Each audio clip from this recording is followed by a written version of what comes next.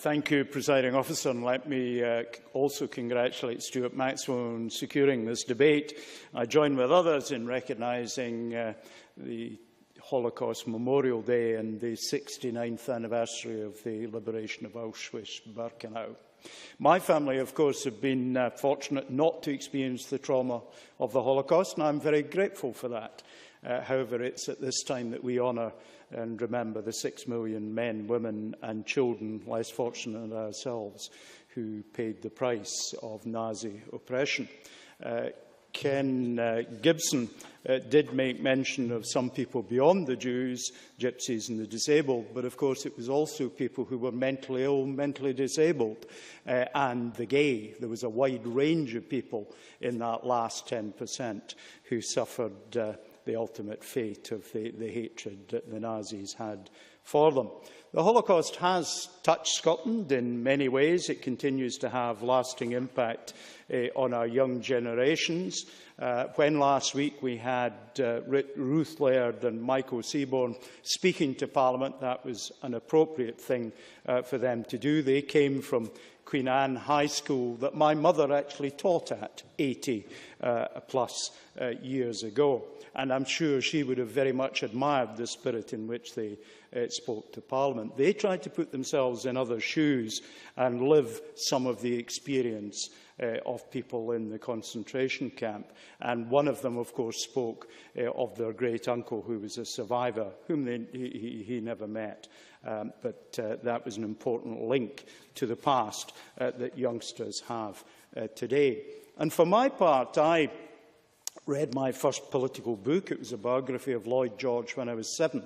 And I thought on the back of that, and through watching the Brains Trust on the BBC on a Sunday afternoon, where Jakob Bronowski, who used to refer in that forum to his family's experience at Auschwitz, that I should try and read some of the political books that had affected the 20th century. I started with Das Kapital in English, I hasten to add.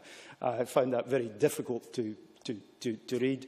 And I got from the library, I got Mein Kampf. I managed to read 3 chapters before just my utter disgust at its content, because it got worse as you went on, meant that it was unreadable for me and intolerable to my sensibilities.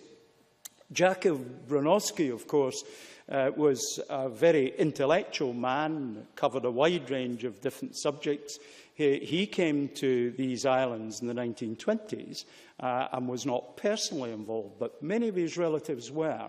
And when he recorded The Ascent of Man, a great history of the human race from its origins to its present situation, he visited Auschwitz. And one of the most moving things I've ever seen on television is Jakob Bronowski at the camp there. And he spoke off the cuff. He didn't use a script in this series at all. He wrote the book afterwards from what he spoke.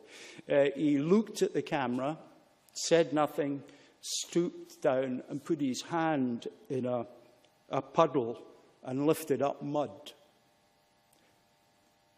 And looked at that mud in his hand and said, "This is my family." And that's the most moving thing I've ever seen on television. And it echoes with me to this very day.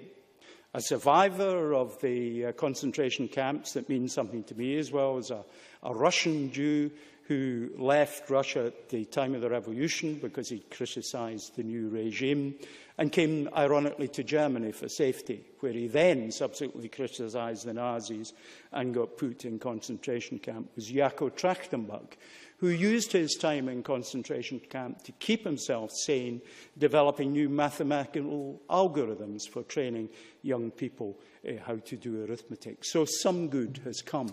But we must protect the memory of the evil that happened in the Holocaust. I think the very last paragraph of the motion that's before us today, Presiding Officer, talks of the Holocaust survivors who have enriched Scotland as a nation, and recommits this Parliament to ensuring that racism, sectarianism and bigotry are never allowed to go unchallenged in Scotland.